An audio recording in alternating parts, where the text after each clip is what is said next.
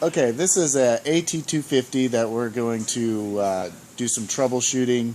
If you have problems out in the field, things to look for when you're trying to get the machine back in operating. First thing we're going to go is the timing of the machine, where the throwing arm comes to stop after the machine cycles and cocks. So when the machine comes around, when you flip the toggle switch to the up position, it's going to cock the machine. So it cocks and it puts the arm approximately where this edge is flush with this side of the case. So that is optimal where you want that. If it's in an inch towards the machine or an inch out away from the machine, that's still okay. It should drop the targets. But if it's any further out, if it's out here or way too far in where it's just constantly firing, you'll need to adjust the timing of the machine.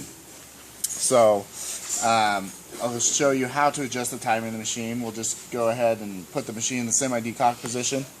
So I put the toggle switch down, press the firing button, fire it. It doesn't recock itself, it leaves the arm here. So that's what you would want to do to reset the timing. You do that, now you unhook it from the battery. Okay, and then what you'll want to do is come around here to the arm and manually push straight in to manipulate the arm to push it in the position where you want it to stop, and then that's where we'll set the timing to it. Once you do that semi-decock, the machine's pretty safe at that point, to where for some reason if you try to push the arm through, which you wouldn't do, the motor's going to stop it from firing. So you're just going to, with the side of your hand, just push this in, and you're going to push it in to where it's about flush with the side of the case here. And then that's where you would come in with a 5/32 Allen wrench and adjust the timing here. So you would loosen this Allen,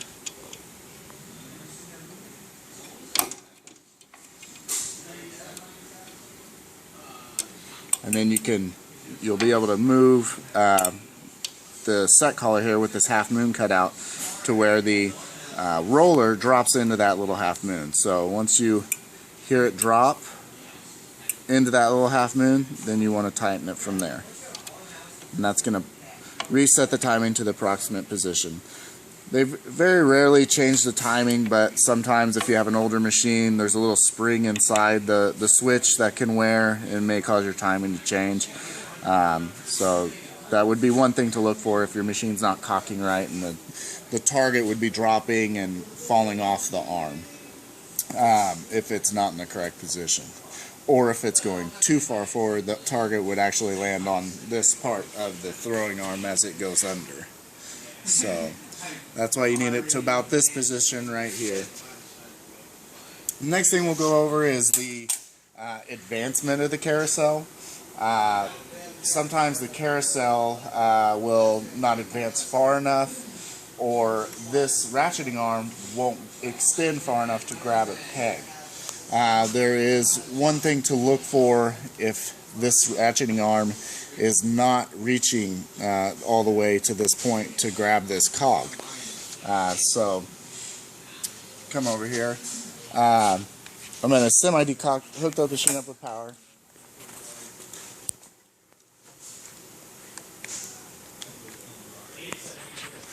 Alright, so I'm going to turn the switch on from this point. I'll push the firing button to get it to fire. So you see that's going all the way forward to grab this cog right here. Sometimes we had a point in manufacturing where a washer did not get placed under this arm. So I'm going to have you see this under here, this gold washer that is under that bearing. There's a bearing here, it goes bearing, gold washer, then the ratcheting arm. If you look under there and you don't see that gold washer, that's probably what's impeding your machine from cycling forward. So we would need to to have you contact us so we can get you that gold washer to put in there. What will happen is that ratcheting arm will actually rub on the bearing and impede the arm from going forward, so you won't get a full transition of that ratcheting arm to cock the carousel. So that would be one thing to look for first. If you notice your machine, when it does ratchet and it's not going far enough, so the advancement of the carousel of how far this ratcheting arm turns the carousel is dependent on this cable here. So this cable tells the carousel how far to go in its advancement. What to look for is when the carousel advances, you want it to go past this hole about a half an inch to an inch. So if it stops, the carousel ratchets and it's stopping like here, we'd need to advance the carousel.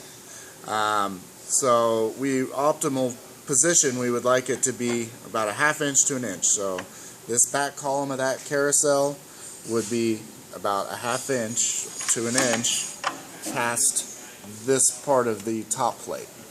So you can see if a target was in there and it stops right here just short, the target can just drop down and hang on that lip and not allow it to get on the arm fully. So we would need it to advance to about right there. And to do that is adjusting the cable. So it's very easy. To adjust the cable, you'll have two spots that you can adjust, but mainly you would just want to adjust this bottom right hand side. Basically, you would want more thread showing if that carousel is not advancing far enough. So what I would do is, there's a nut on the outside and a nut on the inside. Once I loosen this one on the outside, it's going to loosen the one on the inside as well. So now I've got that loose. I'm just going to spin the outside, or the inside one, so I'm making room, so this will basically be pulling out as I tighten. So now I've loosened the inside nut, so I have a gap between the plate and this nut on the inside. So once I start tightening this, you're going to see more threads being exposed to this outside. So usually if it's not advancing far enough, you'd want to do about 4 to 5 extra threads coming out of this to advance it. Sometimes over time you will get the cable stretching. It's very high quality cable. It's stainless steel. Hard to do to get it to stretch. You'd be using a lot of targets, probably a couple of million targets before it'll stretch on you, but it can happen. And so this is what you would do to get that advancement of the carousel in the correct position. So now I'm just going to tighten this up, and you're going to notice you're going to start seeing more threads on the outside here.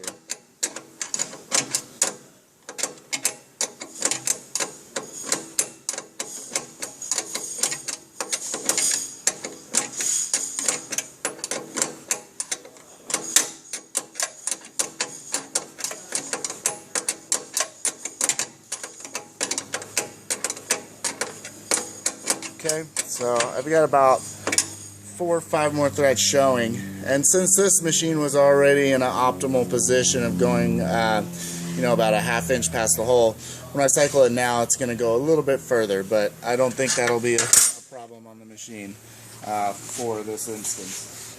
So I'm just going to fire coming around, now seeing where it advanced to. It's going a little bit more past the hole, more about an inch instead of a half inch, so that'll still work good.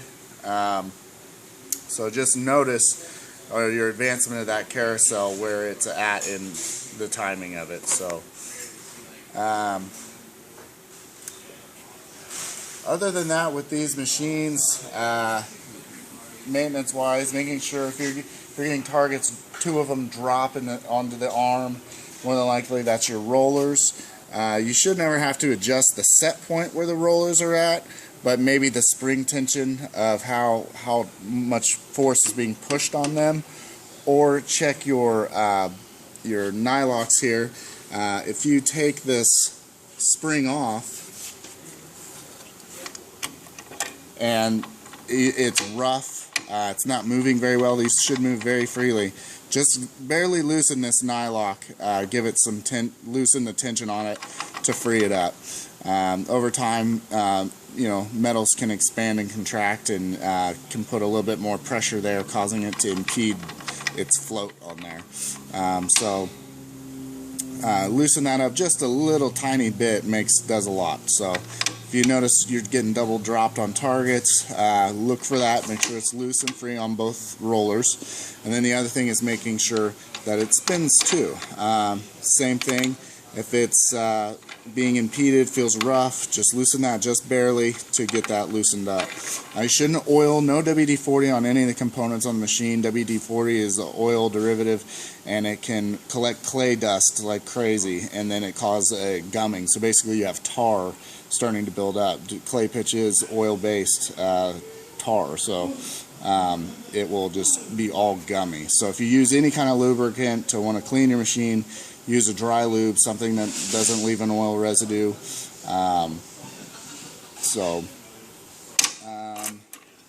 Another good thing to do is probably in 4 to 5 years, you'll notice these will start to get really orange with clay debris. Just something simple, take alcohol, wipe down the rollers with the alcohol. That'll get rid of a lot of the leftover clay debris on there and get your rollers grippy again. Your tension of your carousel, if it's too tight, it's not going to want to ratchet. You'll notice the motor laboring if you get it too tight. It's really not too big of an issue. Usually the motor's strong enough to pull it.